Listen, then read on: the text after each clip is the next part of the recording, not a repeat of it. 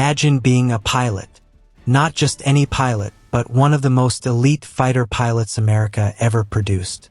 You've got thousands of hours in the air. You've flown through storms, through fog, through everything the sky could throw at you. And then one day, a man walks into the room and makes you an offer that sounds absolutely insane. He says, "Quit the military, give up your rank, your pension, your legal protections, and come fly against the most powerful air force in Asia. The pay is good, the odds are terrible, and if you die out there, the United States government will officially say they never knew you. Would you go?" Most men would say no. 112 men said yes. And what they did next changed the course of World War II before America even officially entered the war. This is the true story of the Flying Tigers, the most extraordinary group of volunteer fighter pilots in history, and the shark-faced P-40 Warhawks that made the Japanese military tremble. Before we dive deep into this story, I want you to understand something. This isn't just a war story. This isn't just about airplanes and dogfights, although there will be plenty of that. This is a story about human beings making impossible choices under impossible pressure. It's about a forgotten corner of the world, the skies over China and Burma, where a tiny band of American civilians held the line while the rest of the world was falling apart. It's about leadership, sacrifice, ingenuity, and the kind of raw courage that doesn't show up in textbooks. By the time we're done today, you're going to understand why historians argue that the Flying Tigers may have been the most effective air fighting unit, pound for pound, in the entire history of aviation combat. And you're going to understand exactly why the Japanese feared those painted shark teeth more than almost anything else in the Pacific War. Let's go back, way back, back to 1937. The world is changing in ways most people don't fully understand yet. In Europe, Adolf Hitler is remilitarizing Germany at a terrifying pace. In the Pacific, Imperial Japan has already launched a full-scale invasion of China, an invasion that most people in America are watching from a comfortable distance, like a fire burning on the other side of a very wide ocean. China is burning. The cities of Nanking, Shanghai, Wuhan, they're falling one by one. And the Chinese Air Force, such as it is being destroyed systematically by Japanese Zero fighters and their experienced combat pilots. The Chinese don't have the planes. They don't have the trained pilots. And they are losing. Now here's where the story gets interesting, because into this picture walks one of the most unusual military figures of the 20th century. His name is Claire Lee Chennault. And if you've never heard of Claire Chennault, by the end of the story, you'll understand why he should be considered one of the greatest military aviation tacticians who ever lived. Chennault was born in 1893 in Commerce, Texas. He grew up tough, competitive, fiercely independent, qualities that would define his entire military career and make him simultaneously brilliant and infuriating to everyone who ever worked with him. He joined the Army during World War I, trained as a pilot, and fell completely in love with aviation in an era when aviation was still more art than science. He became obsessed with fighter tactics. While most military thinkers in the 1920s and 1930s were focusing on bombers, the big, powerful aircraft that could flatten cities, Chennault was a fighter man through and through. He believed the fighter pilot, properly trained and properly led, could dominate the sky. The problem was, nobody in the American military establishment wanted to hear it. Chennault wrote manuals, gave lectures, argued passionately that the prevailing doctrine was wrong, that pursuit aviation, meaning fighters, was being dangerously undervalued. The brass didn't want to hear it. He was seen as a troublemaker, an eccentric, a man who couldn't get along with his superiors. He was partially deaf from years of flying open cockpit aircraft without proper hearing protection. He had chronic bronchitis that would plague him for the rest of his life. And in 1937, at the age of 47, he was pushed into retirement from the United States Army Air Corps with the rank of captain. Passed over, pushed out, and officially finished. But Claire Chennault was not finished. Not even close. In the spring of 1937, Chennault accepted an invitation from the Chinese government, specifically from Madame Chiang Kai-shek, the extraordinarily influential wife of Chinese nationalist leader Chiang Kai-shek, to come to China and evaluate the Chinese Air Force. What he found was a disaster. Chinese pilots were brave but undertrained. Their aircraft were obsolete. Their tactics were suicidal. And the Japanese were eating them alive. Chennault accepted a contract to reorganize and train the Chinese Air Force. He settled in China, learned to navigate the complex web of Chinese politics and military hierarchy, and began doing something that would become the foundation for everything that followed. He began studying the Japanese. He set up a network of ground observers, thousands of ordinary Chinese men, women, and children spread across the countryside, who would spot Japanese aircraft and telephone or telegraph warnings to give Chinese defenders time to scramble. This early warning system was primitive by modern standards, but it was revolutionary in its context, and it worked. Chennault also studied every Japanese aircraft he could get information on. He analyzed their tactics, their strengths, their weaknesses. He was building a picture in his mind, a complete tactical understanding of how the Japanese fought in the air, and he was becoming convinced that there was a way to beat them. But he needed the right aircraft, and he needed the right men. The aircraft situation would take time to resolve. By 1940, the situation in China had gone from desperate to catastrophic. The Japanese controlled the coast, the major cities, the railways. Chinese nationalist forces under Chiang Kai-shek had retreated into the interior, to the wartime capital of Chongqing, a city being bombed so relentlessly that it was becoming the most bombed city in the world at that point in the war. And the supply lines keeping China alive were being threatened. There was one road, the Burma Road, a treacherous mountain highway running from Rangoon in Burma up into Yunnan province in China. This road was China's lifeline for war materials, food, medicine, everything. And the Japanese wanted it cut. Chennault went to Washington. He had allies, primarily Chiang Kai-shek's government and their American lobbyists, and he made his case personally to President Franklin Roosevelt and the senior military leadership. His proposal was audacious. He wanted to form a volunteer group of American pilots, men who would officially resign from the United States military, come to China as private citizens under contract to the Chinese government, and fly combat missions against Japan. This would give America plausible deniability. The United States was not yet at war with Japan. Officially helping China fight Japan would be a provocation. But private citizens making their own choices, that was harder to object to, legally speaking. Roosevelt approved the plan quietly, through a series of executive orders that have never been fully declassified. The American Volunteer Group, the AVG, was born. Now came the hard part, recruiting. Chennault's representative, a smooth-talking former military man named Richard Aldworth, went to American military bases, Army Air Corps fields, Navy and Marine Corps air stations, and began approaching pilots privately, individually, away from official ears. The pitch was straightforward. He offered pilots a salary of $600 a month for flight leaders, an enormous sum when a military pilot might be making $200. He offered bonuses, $500 for every confirmed Japanese aircraft destroyed. And he painted a picture of adventure, of flying in exotic China, of being part of something genuinely important. There was a catch, of course. You had to resign your commission. You had to give up your military career. And you were going to be flying in combat against a highly experienced, highly motivated enemy air force in an aircraft that most of you had never flown before, in conditions that were primitive at best. The aircraft was the Curtiss P-40 Warhawk. Specifically, early models designated the P-40B and P-40C, also known by their export designation as the Tomahawk. Now, let's be honest about the P-40 because the Flying Tigers deserve that honesty. The P-40 was not a great fighter by most measures.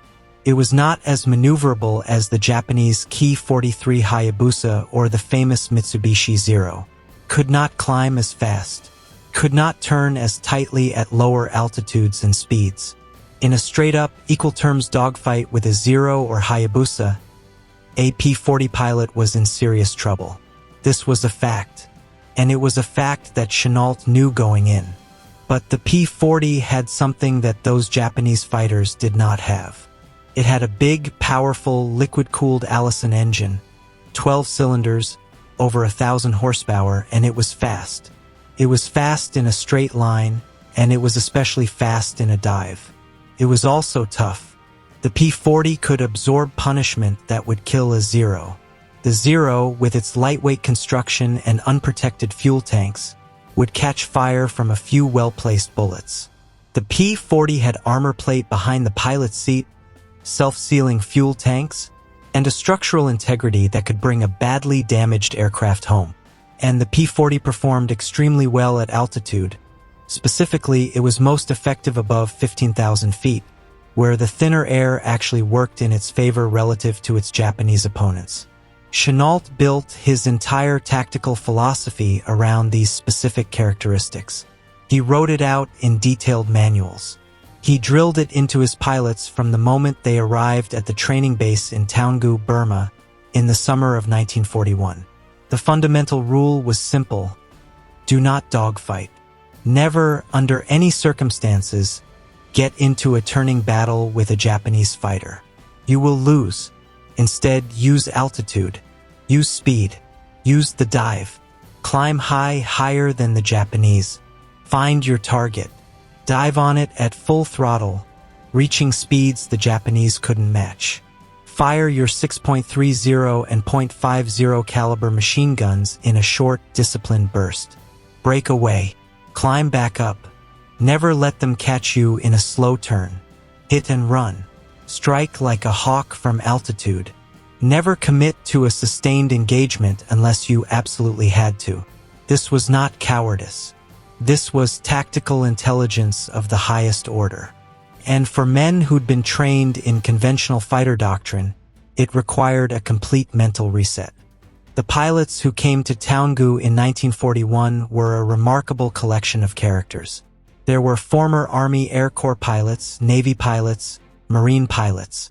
There were men who had been model officers their whole careers and men who had been in trouble more times than they could count. There was Gregory "Pappy" Boyington, who would later become the Marine Corps' highest-scoring ace in the Pacific and win the Medal of Honor. There was David "Tex" Hill, a naval aviator from Texas who would become one of the AVG's top-scoring pilots. There was Charles "Chuck" Older, Robert "Duke" Hedman, George Burgard, Ed Rector. Names that time has largely swallowed, but men of extraordinary skill and nerve. And there were the ground crews, the mechanics, armorers, and support personnel, without whom no pilot ever got airborne. These men were just as much a part of the Flying Tigers as the pilots, and they deserve to be remembered equally. Training at Taungoo was brutal. The heat was staggering. Tropical Burma in the summer is about as unforgiving a climate as exists on Earth. The facilities were basic. The P-40s they'd been given had been assembled from crates, and many had minor defects that needed to be sorted out. Chenault ran a tight operation. He lectured his pilots personally, drawing diagrams of Japanese tactics on blackboards, explaining exactly what the enemy would try to do and exactly how they would counter it. He was a demanding teacher, precise, exacting, unimpressed by bravado. He had no use for a pilot who thought he could freestyle his way through combat based on instinct. He wanted pilots who followed the system, because the system worked. And there were accidents, training accidents that killed several pilots before they ever saw combat. The P-40 was not a forgiving aircraft for a pilot transitioning to it, especially under tropical conditions. There were also tensions, personality clashes, disputes about pay, grumbling about conditions. Some recruits quit and went home, but the Corps held together. By autumn of 1941, 3 squadrons had been formed and were taking shape as a genuine fighting force. The first squadron was called the Adam and Eves. The second squadron was the Panda Bears. And the third squadron, the one that would give the entire group its most enduring visual symbol, was the Hells Angels. Now the shark teeth. Let's talk about the shark teeth. Because the famous painted shark face on the nose of the Flying Tiger's P-40s is one of the most iconic images in aviation history, and its origin is a story worth telling properly. The design did not originate with the Flying Tigers. It came from the RAF, the British Royal Air Force, specifically from No. 112 Squadron operating in North Africa, who had begun painting shark faces on their own P-40s in 1941, borrowing the design from a magazine photograph of a German Messerschmitt Bf 110 that had a similar treatment. When AVG pilot Charlie Bond saw a photograph of the British aircraft in an illustrated magazine, the idea jumped across the ocean. The Hells Angels squadron adopted it first. Then the other squadrons followed. The effect was electrifying. The shark face, with its rows of jagged teeth, its menacing eye, painted on the already aggressive-looking shark body shape of the P-40's nose, created one of the most visually terrifying aircraft in history. Chinese civilians who saw them began calling them by a name that translated roughly as Flying Tigers. The name stuck, and within weeks of entering combat, the Japanese had good reason to find those teeth very, very frightening. The AVG went into combat on December 20th, 1941. This is important. December 20th. Think about what had happened 13 days earlier. On December 7th, 1941, the Japanese attacked Pearl Harbor. The United States was suddenly, officially, catastrophically at war. But the Flying Tigers, these American civilians in China, had already been preparing for this war for months. And while America was still reeling from the shock of Pearl Harbor, while military planners in Washington were scrambling to understand what had just happened, the Flying Tigers were already flying into battle over Yunnan province in southern China. Their first combat engagement was a revelation. A formation of Japanese bombers, 10 Kawasaki Ki-48 twin-engine aircraft, was approaching Kunming, the capital of Yunnan province and a major supply hub for the Chinese war effort. Four P-40s of the 1st Squadron intercepted them. Using exactly the tactics Chennault had drilled into them, altitude advantage, diving attacks, controlled bursts, breakaway, the AVG pilots tore into the Japanese formation. 6 of the 10 Japanese bombers were shot down. The other 4 fled. No American aircraft were lost. It was not a fluke. It was Chennault's system working exactly as designed against exactly the conditions he'd anticipated. Word spread through China like electricity. The shark-faced airplanes had drawn first blood, and drawn it decisively. Over the weeks that followed, the AVG's reputation grew at a rate that seemed almost impossible given how few aircraft and pilots they actually had. Let's be precise about the numbers, because they're important to understanding how extraordinary this story is. At peak strength, the AVG had fewer than 90 flyable aircraft and fewer than 80 pilots actually available for combat duty at any given time. 80 pilots, against Japanese air forces that could field thousands of aircraft across the theater. The odds were, by any rational calculation, insane. And yet, the Battle of Rangoon is where the AVG truly made their name. When Japan entered the war following Pearl Harbor, they moved with breathtaking speed and aggression across Southeast Asia. Hong Kong fell, Malaya was invaded, and Burma, which controlled the Burma Road, China's lifeline, was directly in the path of the Japanese advance. Rangoon, the capital of Burma, was a major port city, and its loss would be catastrophic for China. Beginning in December 1941 and continuing through the winter and spring of 1942, the Japanese launched massive air raids against Rangoon. Wave after wave of bombers, escorted by fighters, appeared over the city. The RAF was there, flying Brewster Buffaloes and Hurricanes, and they fought bravely. But it was the AVG's 2 squadrons, the Adam and Eves and the Panda Bears, operating over Rangoon that inflicted the most devastating losses on the Japanese. In one engagement on December 23, 1941, the city's most desperate day, AVG and RAF fighters faced a Japanese formation of over 50 aircraft. The fighting was intense and chaotic. But when it was over, The Japanese had lost an estimated 25 to 30 aircraft. The AVG lost one pilot, Henry Gilbert, killed in action, and one pilot forced to bail out safely. This kill ratio, the number of enemy aircraft destroyed for every Allied aircraft lost, was staggering.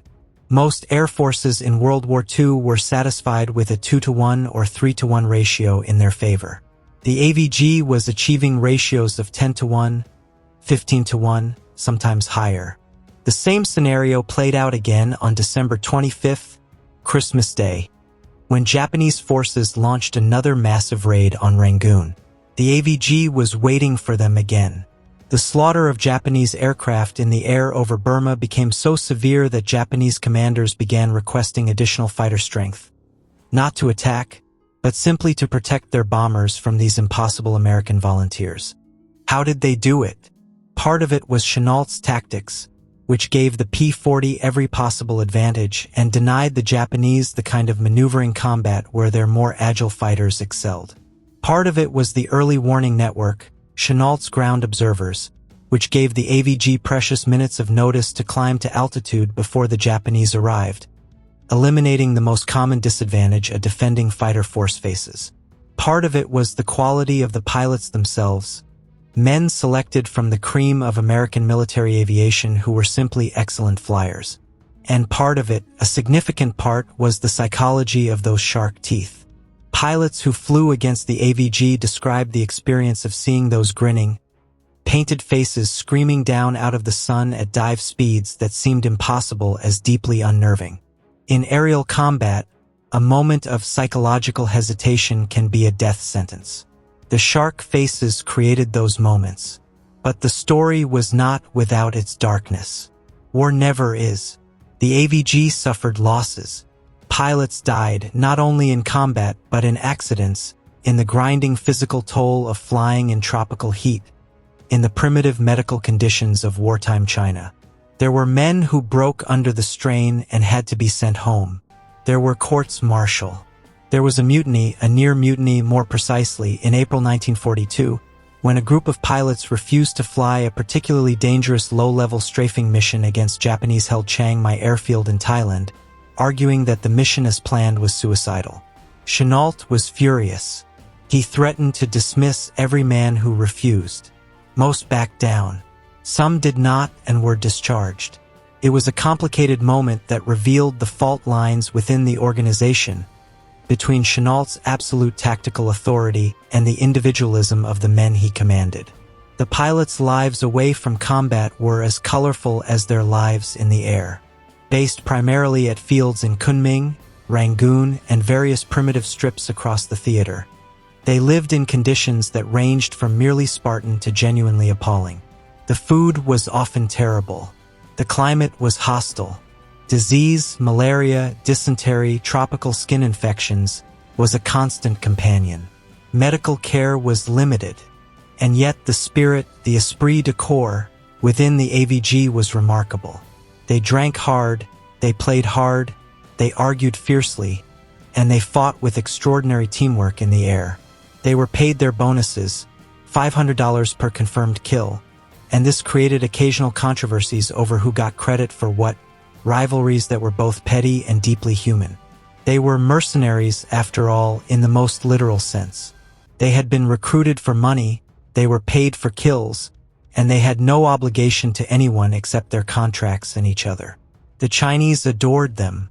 This is something that tends to get lost in the Western telling of the Flying Tiger story, but it was enormously significant at the time. The AVG was defending Chinese cities. Chinese civilians were watching these shark-faced planes shoot down the Japanese bombers that had been tormenting them for years. The emotional impact cannot be overstated. In a war where China had suffered almost incomprehensible losses, the rape of Nanking in 1937 had killed hundreds of thousands of Chinese civilians in a single month-long orgy of violence. Here were American warriors in their crazy painted airplanes actually fighting back, actually winning. The Chinese government under Chiang Kai-shek celebrated the AVG extravagantly. Madame Chiang Kai-shek, who had been instrumental in bringing Chennault to China in the first place, became a passionate advocate for the group internationally. The name Flying Tigers, given by the Chinese press, carried a meaning to the Chinese people that went far beyond military significance. It meant that China was not alone. Through the first half of 1942, the war in Asia was going catastrophically for the Allies almost everywhere. The Philippines fell. Malaya and Singapore fell, the greatest British military defeat in history, with over 80,000 soldiers surrendered to a Japanese force half that size. The Dutch East Indies fell. Wake Island fell. The Japanese Empire was expanding at a rate that seemed to defy all possibility of resistance. Burma was falling, ground forces were retreating in chaos, the Burma Road was being cut, and the situation was so desperate that supplies would soon have to be flown over the Himalayan mountains, the hump as pilots called it, in one of the most dangerous supply operations ever attempted. In this ocean of Allied defeats and disasters, the AVG was one of the only organizations in the entire Pacific and Asian theater consistently inflicting serious losses on the Japanese. Their story was pure gold for Allied morale, and Allied propagandists made full use of it. The American press embraced the Flying Tigers wholeheartedly. Journalist Robert Lee Scott wrote about them. Newspapers ran stories. Time magazine covered them. The painted shark faces appeared on magazine covers across America. In a country still reeling from the shock of Pearl Harbor, hungry for any evidence that the Japanese could be fought and beaten, the Flying Tigers were exactly the story people needed. The fact that they were not regular military, that they were civilians, volunteers, technically mercenaries, made the story even more compelling in a strange way. These weren't soldiers following orders. These were American men who had chosen to go fight the Japanese before America was even at war, because they believed it was right. The narrative wrote itself. Let's talk about some of the individual aces, because the statistics of the AVG only come alive when you understand the men behind them. David Tex Hill from Gonzales County, Texas, was a naval pilot who joined the AVG and became one of its most decorated and respected figures. He ended the AVG period with 6 1/4 official kills. A fraction represents a shared kill, and he combined genuine flying ability with tactical discipline and personal courage that made him exactly the kind of pilot Chenault needed. He was tough, steady, and absolutely reliable. Robert Duke Hedman was another standout. A reserved, precise flyer who accumulated 5 kills in the AVG's first few weeks of combat and was known for his technical skill and the economy of his combat style. He never wasted ammunition. He never took unnecessary risks. He was the model of Chenault's doctrine in human form. Then there was John Scarsdale Jack Newkirk, one of the original flight leaders who was killed in action in March 1942 during a strafing mission over Thailand. Newkirk was by all accounts a natural pilot of extraordinary ability. Aggressive, instinctive, beloved by the men he led. His death hit the AVG hard. He was 26 years old. There was Charlie Bond, whose diary, published decades later, gives one of the most intimate portraits of what daily life in the AVG was actually like. The fear and boredom and occasional terror that coexisted in that strange existence of warrior pilots living at the edge of the world. There was Bill Reed, a Marine pilot from Iowa who accumulated 6 1/2 kills and survived the entire AVG period to transfer into the regular Army Air Forces. And there was R.T. Smith, another ace and prolific diarist whose records became invaluable historical sources. These men were not mythological figures. They were complicated, flawed, exceptional human beings doing extraordinary things in extraordinary circumstances. The ground crews deserve particular attention here, because the story of the Flying Tigers is often told as if the pilots simply flew airplanes that materialized from thin air. The mechanics who kept those P-40s flying, often with improvised parts, makeshift repairs, and the kind of creative engineering that borders on magic, were as essential to the AVG's success as anything Chenault taught in the briefing room. The P-40s were operating in tropical conditions that the aircraft had never been designed for. Humidity corroded everything. Heat warped components. Dust from primitive airstrips got into engines. And yet the ground crews kept the aircraft serviceable at rates that contemporary American military units, with far better facilities and supply chains, would have envied. Men like Crew Chief Harry Fox and dozens of others whose names are largely unknown worked 18-hour days to make sure that when pilots climbed into those cockpits, the machines beneath them would fly and fight. By spring of 1942, the situation was clarifying in ways that meant the AVG's days were numbered as an independent organization. The United States was now fully at war. The Army Air Forces were deploying into the theater in strength. The military brass, who had always been uncomfortable with Chennault's independent operation, his ability to go around normal chains of command through his relationship with Chiang Kai-shek and his direct access to senior Washington leadership, were moving to bring the AVG under regular military authority. The decision was made to induct the AVG into the United States Army Air Forces as the 23rd Fighter Group, effective July 4, 1942, American Independence Day. The symbolism was not accidental. Chennault himself would stay. He was recalled to active duty, promoted to brigadier general, a remarkable arc from retired captain to general in just a few years, and given command of the China Air Task Force, which would eventually become the 14th Air Force. He would continue fighting in China until the end of the war, continuing to train Chinese pilots, continuing to execute the same tactical philosophy that had worked so brilliantly with the AVG, continuing his complex and often acrimonious relationship with the broader American military command structure, particularly with General Joseph Vinegar Joe Stilwell, the senior American officer in the China-Burma-India theater, who despised Chennault personally and professionally and fought him at every turn for resources and authority. But most of the AVG pilots chose not to re-enlist into the regular Army Air Forces. This has often been presented as a kind of betrayal, these men walking away from the fight when their country needed them. But the reality was more complicated. Many of the pilots deeply resented the way the transition was handled. They were given very little time to make their decisions. They were offered ranks that many felt were insultingly low given their combat experience. There were broken promises about leave time. And fundamentally, many of them had signed up to do a specific job for a specific organization, and when that organization was being dissolved and absorbed into a military bureaucracy, they felt their contractual obligations had been met. Some re-enlisted immediately and went on to distinguished records in the regular air forces. Others went home, often to be drafted right back into the military services anyway. A few stayed in China in various civilian capacities. The AVG formally ceased to exist on July 4, 1942, exactly 7 months after flying their first combat mission over Kunming. In those 7 months, what had they accomplished? The official AVG kill record, as tallied by Chennault's staff, claimed 296 Japanese aircraft confirmed destroyed in aerial combat, with another 153 listed as probable, plus additional aircraft destroyed on the ground.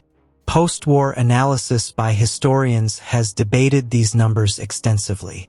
Japanese records, which are incomplete for various reasons, confirm significantly lower losses, perhaps 100 to 150 aircraft confirmed.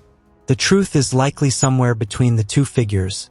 Wartime kill claims are always inflated, and Japanese records for this period are not fully reliable either. But even the most conservative estimates give the AVG a kill ratio against the Japanese of better than 6 to 1.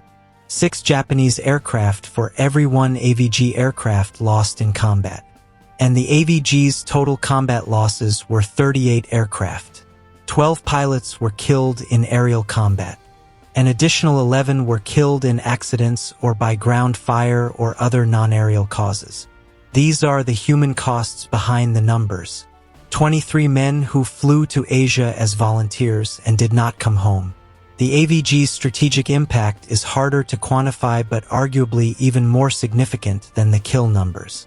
By denying Japanese air superiority over Yunnan province and protecting the supply routes into China, they kept China in the war. This matters enormously. China was tying down somewhere between 500,000 and 1 million Japanese ground troops throughout the war, troops that would otherwise have been available for operations in the Pacific in Southeast Asia, potentially against American forces elsewhere. Every month that China stayed in the war was a month those Japanese divisions were not somewhere else causing different problems. And the AVG's defense of the Burma Road, even in its losing phases as Japanese ground forces eventually cut the road anyway, bought critical time for the establishment of the hump airlift route over the Himalayas. There is also the question of what the AVG meant to American morale in the darkest period of the Pacific War.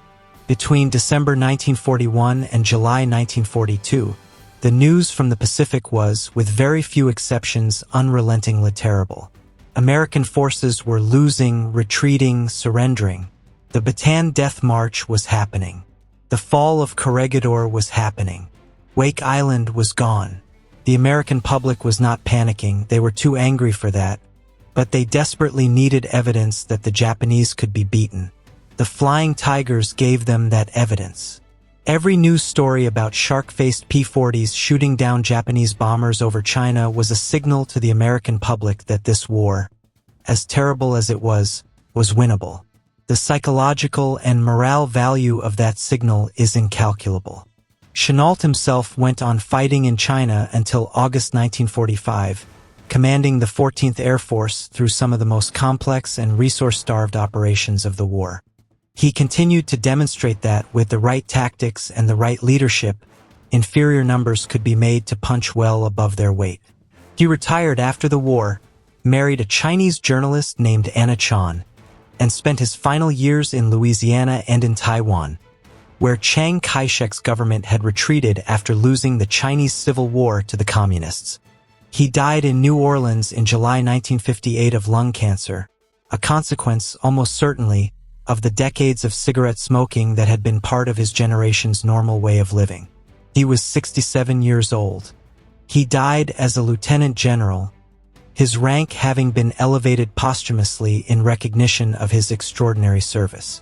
The legacy of the Flying Tigers in China is profound and lasting in ways that Americans often don't appreciate. To this day, in parts of Yunnan province and in the community memory of cities like Kunming, the Flying Tigers are remembered with deep affection and gratitude. There are monuments, there are museums, there are elderly Chinese men and women who grew up hearing stories from their parents about the shark-faced planes that fought for them. The Sino-American relationship has gone through many complicated phases since 1945, but the Flying Tigers represent a moment of genuine partnership and mutual sacrifice that transcends politics. When American volunteers bled and died in Chinese skies to protect Chinese cities, they created a bond that doesn't expire. The aircraft itself, the P-40 Warhawk, deserves a final moment of appreciation. The P-40 had a reputation problem throughout the war. It was never the best American fighter. The P-51 Mustang replaced it in the American public's imagination as the iconic American fighter of World War II. But in the right hands, in the right conditions, with the right tactics, the P-40 was devastatingly effective. The Flying Tigers proved that. And the P-40's successors, the P-40E, P-40F, P-40N, went on to serve in every theater of the war, in the hands of American, British, Commonwealth, Soviet, and Chinese pilots, accumulating a combat record that deserves far more respect than it usually receives. The shark teeth that the Flying Tigers painted on their P-40s spread to other units, to the 23rd Fighter Group that succeeded them, to units in North Africa, in the Pacific, in the Mediterranean. The image became so powerful and so strongly associated with American fighting spirit that it persists to this day. Go to any air show where a restored P-40 is flying. The shark teeth are always there. What does the story of the Flying Tigers mean for us today? I've been thinking about this as we've moved through this history, and I think it means several things. It means that organizational size is not the same as effectiveness. 112 pilots, with fewer than 100 aircraft, in a theater that the world's major military powers were treating as a sideshow, accomplished something that altered the strategic situation of an entire war. They did it through superior tactics, superior leadership, superior discipline, and a willingness to use what they had with maximum intelligence rather than waiting for what they wished they had. There's a lesson there that applies far beyond military history. It means that unconventional thinking, even when it makes you enemies within your own institution, can save lives and change outcomes. Chenault spent years being dismissed and marginalized because his ideas didn't fit the conventional wisdom. He was right and the conventional wisdom was wrong. The cost of ignoring him in lives, in aircraft, in strategic position was enormous. The benefit of eventually listening to him in China, in the most desperate circumstances imaginable, was decisive. And it means that ordinary human beings, flawed, complicated, motivated by a mix of patriotism and money and adventure and simple stubbornness, are capable of extraordinary things when properly led and properly focused. The Flying Tigers were not superheroes. They were pilots. Some were genuinely heroic in the classic sense. Some were mercenary and cynical. Some were somewhere in between, doing their job, flying their missions, keeping their heads down and hoping to see tomorrow. All of them, in their collective achievement, created something that transcended their individual motivations. They created a legend. And legends, when they're built on genuine achievement rather than manufactured myth, have a way of enduring. The shark teeth are still out there. If you look at a P-40 today, whether in a museum, in a photograph, in a restored aircraft at an airshow, those teeth are grinning at you across 80 years. They're telling you something. They're telling you that in the winter of 1941, when the world was coming apart and the Japanese seemed unstoppable, a handful of Americans in a forgotten corner of the world looked at those odds and decided to fight anyway. They climbed into their planes, pointed their shark noses at the enemy, and dove. And the sky over China shook. That is the story of the Flying Tigers. And it is one of the greatest stories in the history of human conflict. Now, before you leave, I want to ask you something that I genuinely want you to think about. We've talked about men who gave up their military careers, their legal protections, their guaranteed futures, to go fight a war in a country most Americans had never visited, against an enemy that most of America didn't consider their problem yet. They did it for various reasons: money, adventure, patriotism, the pure need to be part of something important. But they did it, and many of them died for it. So here is my question to you. If you had been a pilot in 1941, with the skills these men had and the same offer placed in front of you, would you have gone? Leave your answer in the comments below. And while you're thinking about it, if the story moved you at all, if it gave you something you didn't have before you sat down to watch, hit that subscribe button. Because there are 100 more stories like this one waiting for you here. Stories from the forgotten corners of history, where extraordinary people did extraordinary things, and where the truth is always more remarkable than anything fiction could invent.